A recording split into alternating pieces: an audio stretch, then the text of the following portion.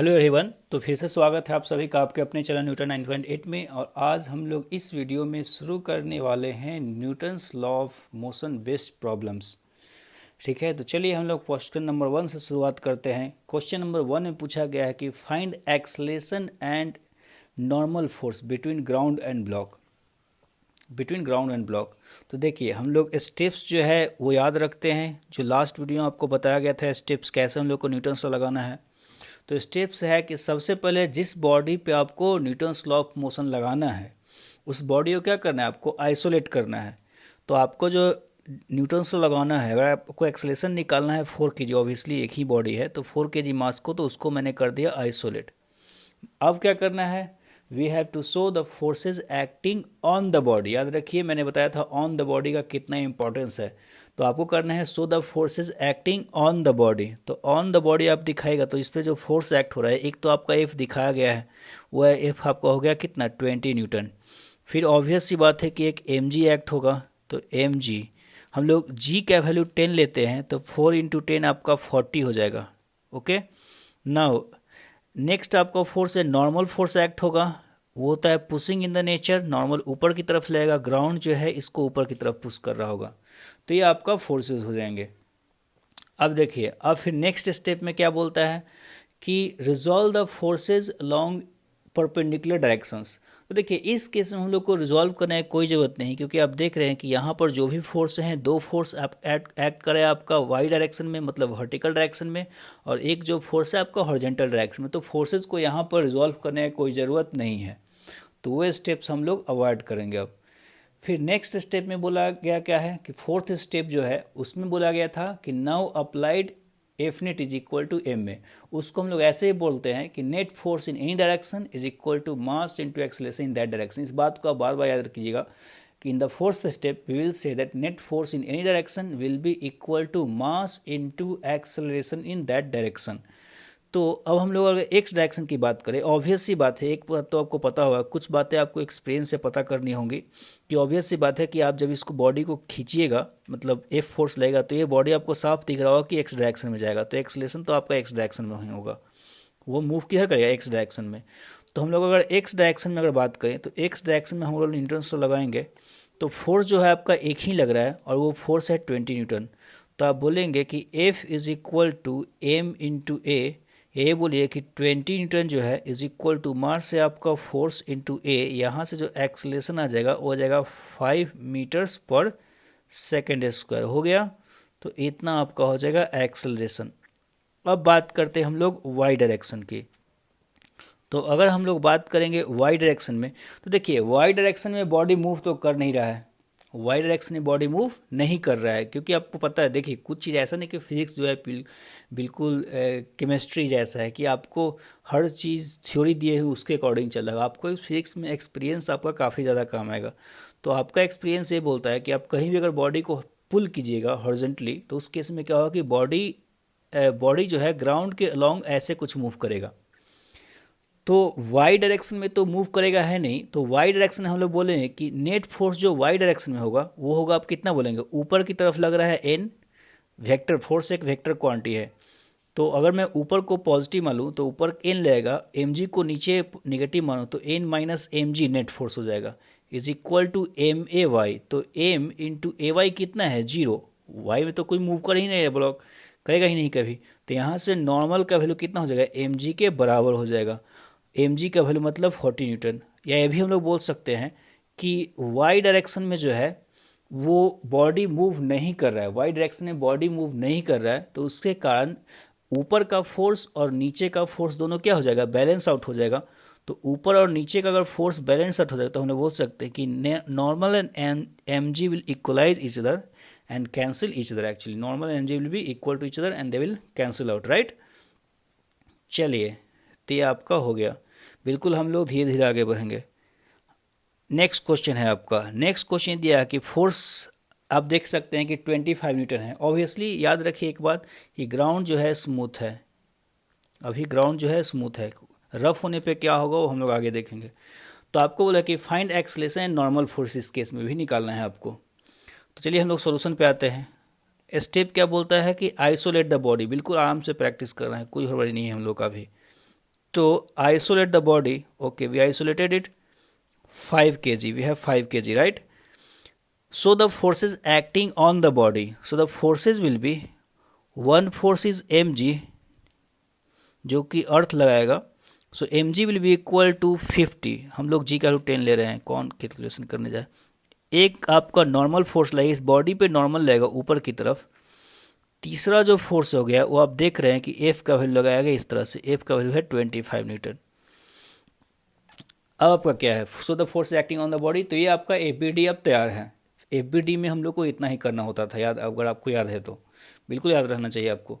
चलिए next point में क्या है कि the third point is that we have to resolve the forces along perpendicular directions, along perpendicular directions. तो इस केस में नॉर्मल और mg तो देखिए y में ही है, इसमें कोई दिक्कत नहीं, लेकिन फोर्स जो है बीचों बीच लगाया गया है, फोर्स F जो है वो बीचों बीच लगाया गया है, और जो एंगल है वो कितना है 37 डिग्री।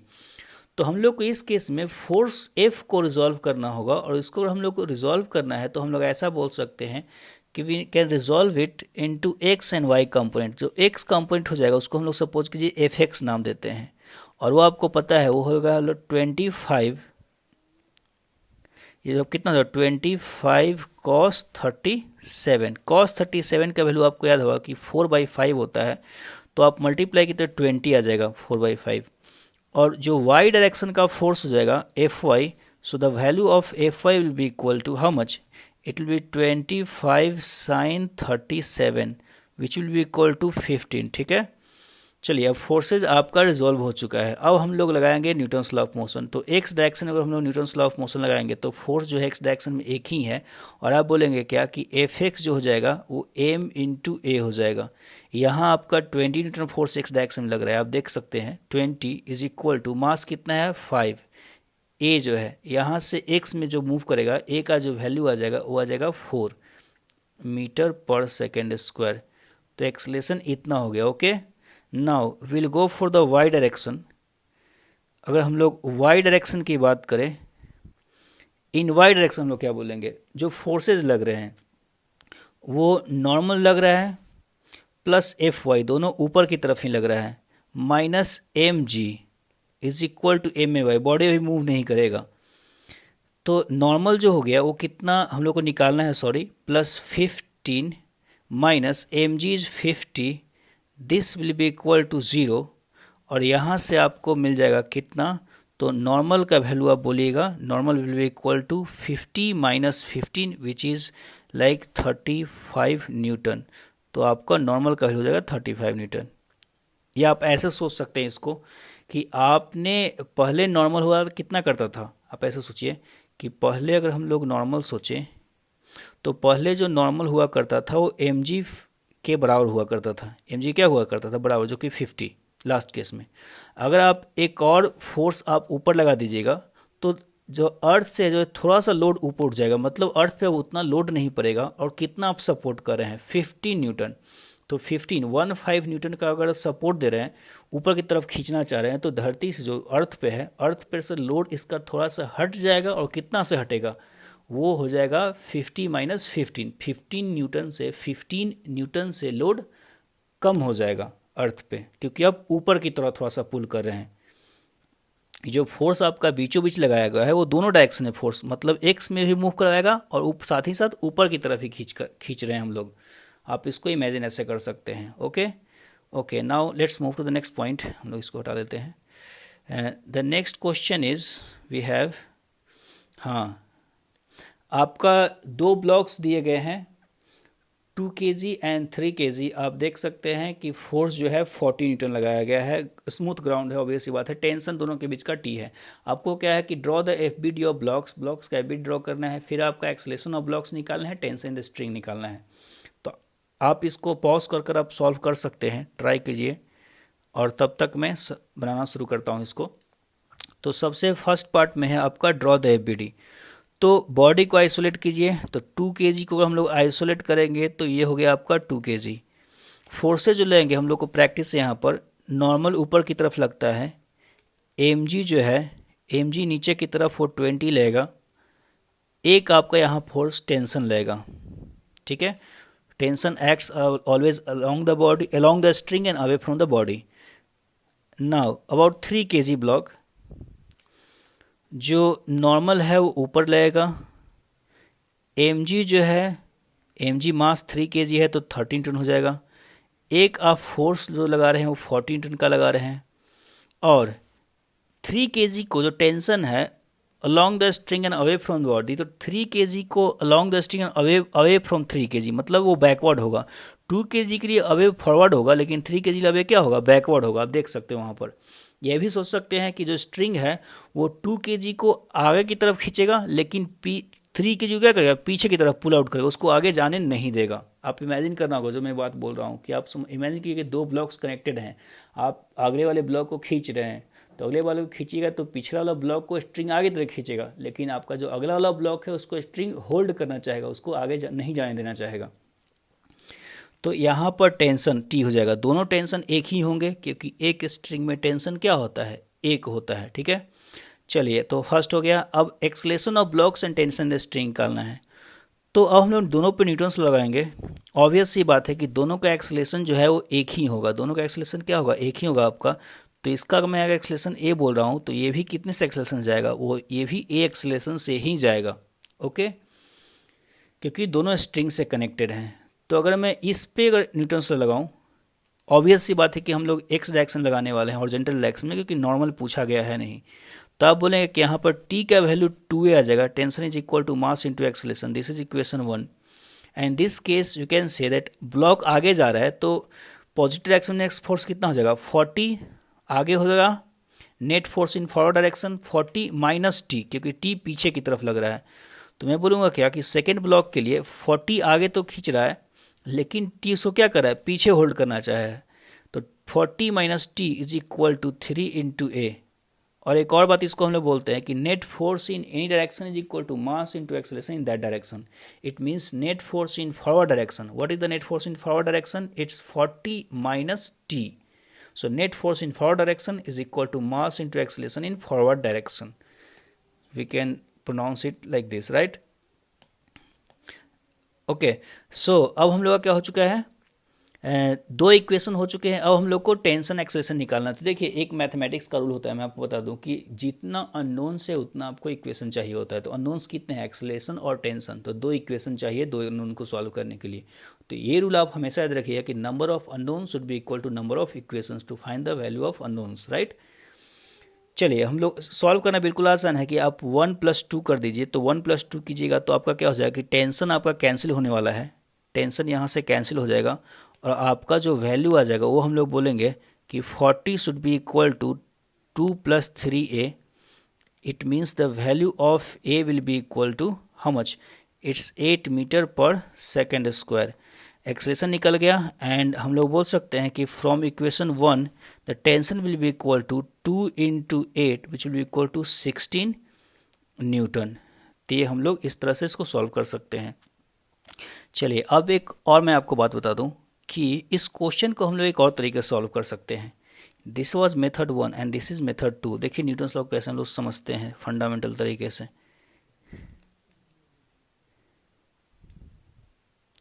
आप आराम से कॉपी कीजिए।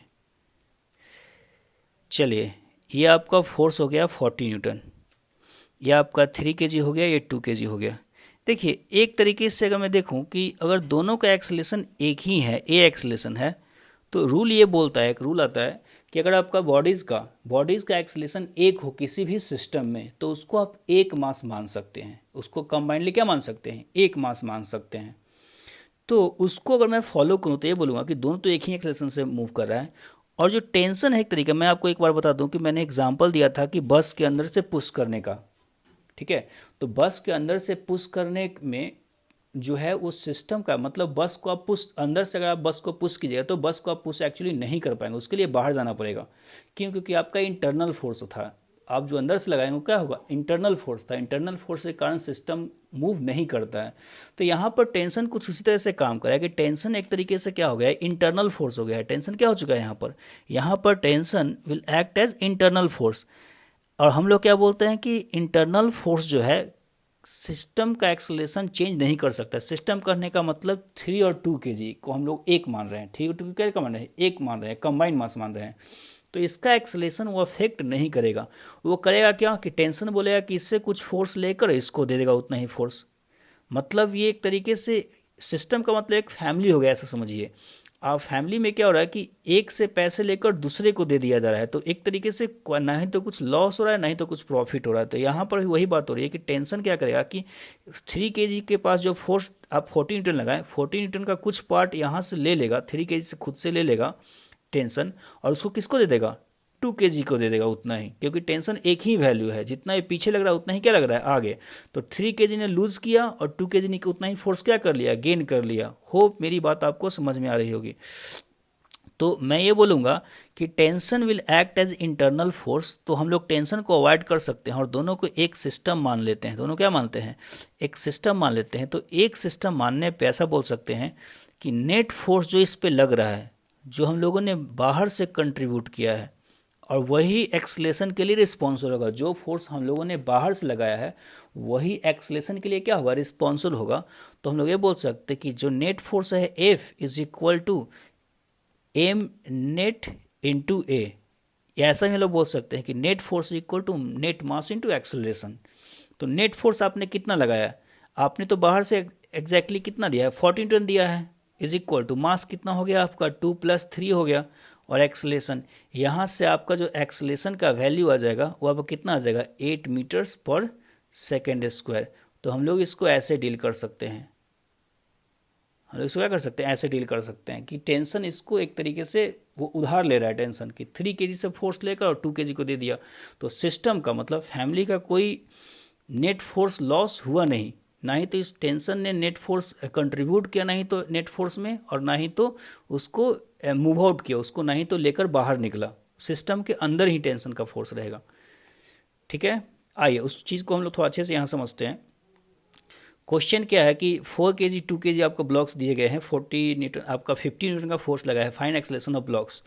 तो एक्सेलरेशन ऑफ ब्लॉक्स हम लोग यही तरीका यूज करने वाले हैं यहाँ पर कि अगर आपको ब्लॉक्स का एक्सेलरेशन निकालना हो तो एक तो तरीका मैंने आपको वहाँ पर दिखाया, और दूसरा तरीका ये है कि मैं क्या बोलूँगा कि आपका जो एक्सटर्नल फोर्स है वो 40 न्यूटन है, 50 न्यूटन है बस। तो आप जो 4 kg है और फिर 2 kg है, उस दोनों पे आप कितना लगा रहे हैं, एफ का वैल्यू आप 50 न्यूटन लगा रहे हैं। तो बाहर से जो लग रहा है यहाँ पर फोर्स वो लग रहा है बस कितना, 50 न्यूटन, और दोनों एक एक्सलेशन से मूव कर रहा है। दोनों क्या कर रहा है, एक एक्सलेशन से मूव कर रहा है।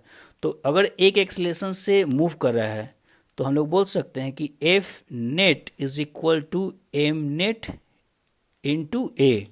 नेट फोर्स आपने जो लगाया है बाहर से वो 50 लगाया है, नेट मास हो गया 6 इंटू ए, यहाँ से एक्सलेशन जो हो जाएगा 25/3 मीटर्स पर सेकेंड स्क्वायर। तो डायरेक्ट यहाँ से हम लोग निकाल सकते हैं ऐसे। ठीक है, एक मैं नोट में यहाँ पर पॉइंट डाल दूँ यहाँ पर। तो नोट में आप ये याद रखिएगा कि if each body of system has equal acceleration, ठीक है, अगर इक्वल एक्सेलरेशन है तभी हम लोग ये अप्लाई करेंगे। अगर डिफरेंट होगा तो उसके लिए थोड़ा सा अलग तरीका है, थोड़ा कॉम्प्लिकेटेड है, धीरे धीरे हम टाइम के साथ समझेंगे। Equal acceleration then we can use F net is equal to m net into a. Net force जो अप्लाई कर रहे हैं वो नेट मास इंटू एक्सेलरेशन हो जाएगा। ठीक है, तो चलिए उसके बेसिस पे हम लोग ये क्वेश्चन बनाते हैं, लास्ट क्वेश्चन। तो क्वेश्चन ये है कि आपका ब्लॉक टू ब्लॉक ये अरेंज यहाँ किया गया है। यहाँ पर ऑब्वियस सी बात है कि स्मूथ दिया गया है ग्राउंड, तो आपने इसको अरेंज किया है, 2 kg है, 3 kg है, 5 kg है, तो आपको निकालना एक्सेलरेशन ऑफ ब्लॉक्स। तो मैं क्या बोलूँगा कि हाँ ये बात तो सही है कि एक बार इसको मैं दिखा लूँ डायग्राम में। तो ये बात तो सही है कि आपके यहाँ पर ब्लॉक्स काफ़ी ज़्यादा हैं, मतलब कुछ 3 kg फिर हो गया, फिर आपका क्या हो गया 5 kg, 2 kg कुछ ज़्यादा ही छोटा हो गया, तो आप एफ लगा रहे हैं। ठीक है, ये 5 हो गया, 3 हो गया, ये 2 हो गया। तो जो फोर्स एक्ट होगा, ये बात सही है कि दोनों के बीच, कोई भी दो बॉडी के बीच 2 kg क्या करेगा, 2 kg 3 kg को इधर पुश करेगा, लेकिन 3 kg 2 kg को इधर पुश करेगा। सिमिलरली क्या है कि 5 kg भी आगे बढ़ेगा तो 3 kg 5 kg को पुश करेगा, लेकिन रिएक्शन फोर्स 5 kg 3 kg को देगा।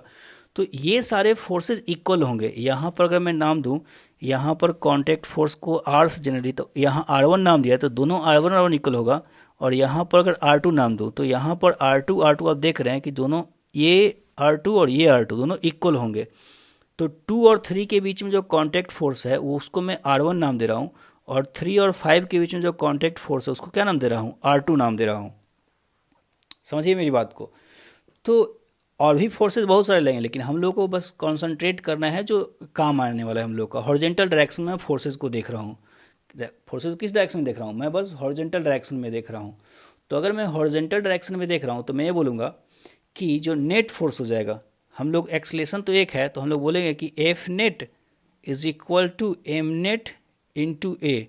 सो the value of a will be F net by m net. F net कितना आप लगा रहे हैं, आप लगा रहे हैं 16 टन बाहर से, और मास कितना हो गया है 2 + 3 + 5। So this will give you 6 meters per second square. फिर अब क्या बोला है, contact force between 3 kg and 5 kg। अब देखिए इसका एक तरीका है, आपको ये तो पता है कि सारे के सारे बॉडी ए एक्सलेशन से मूव करेंगे। तो अब कांटेक्ट फोर्स निकालने की बारी आ गई, तो आप सोचिए कि तो अब दिक्कत हो जाएगा यहाँ पर। हम लोग तो बेसिक तरीके चलना चाहिए था, नहीं बिल्कुल नहीं। अगर आपको 3 और 5 kg के बीच का कांटेक्ट फोर्स चाहिए तो आप तरीका क्या यूज कर सकते हैं कि आप ऐसे प्रोसीड कीजिए, आप 5 kg का एफबीडी ड्रॉ कर दीजिए। आप क्या कीजिए 5 kg का एफबीडी। क्यों 5 kg का एफबीडी, क्योंकि अगर आपको 5 kg का एफबीडी आप ड्रॉ करते हैं तो आप उस केस में जो R2 है उसको आप दिखा सकते हैं, क्योंकि R2 अब फोर्स कैसा हो गया, एक्सटर्नल हो गया। अगर मैं 5 kg को एक बॉडी मानूं तो जो बाहर से फोर्स लेगा 3 kg जो फोर्स लगेगा 5 kg पे वो क्या हो जाएगा, बाहर का फोर्स हो जाएगा। ध्यान सुनिएगा, ठीक है। और भी आपको अगर इच्छा है तो आप दिखा सकते हैं। यहाँ पर एक तो mg तो लगेगा ही, 15 लगेगा, उसका हम लोग काम है नहीं कि वर्टिकल में लगेगा वो, और जो नॉर्मल तो लगेगा वो तो लगता ही था। अब एक बात हम लोग को ये भी पता है कि यहाँ पर हम लोग को निकालना है किसको, R2 को निकालना है। निकालना किसके हो, 3 kg और 5 kg के बीच का कांटेक्ट फोर्स, मतलब 3 kg 5 kg को कितने से पुश कर रहा है। तो उसको निकालने के लिए हम लोग क्या करें, एक्सलेशन तो हम लोग को पता चल चुका है। अब एक्सलेशन कितना हो चुका है, वो 6 मीटर्स पर सेकेंड स्क्वायर हो चुका है, ठीक है। अब एक्सलेशन आपको पता चल चुका है तो आप क्या करेंगे कि ये बोलेंगे कि जो R2 फोर्स हो जाएगा वो मास इंटू एक्सलेशन के 5a के बराबर हो जाएगा। तो R2 आपको निकालना है तो 5 into acceleration is how much, 6 meters per second square. So हो जाएगा 30 मीटर्स सॉरी 30 न्यूटन, ठीक है। तो इस तरह से हम लोग निकाल सकते हैं, 30 न्यूटन हो जाएगा। तो चलिए आज के लिए इस वीडियो में इतना ही। नेक्स्ट वीडियो में हम लोग नेक्स्ट टाइप का सीरीज शुरू करेंगे। तब तक के लिए बाय बाय।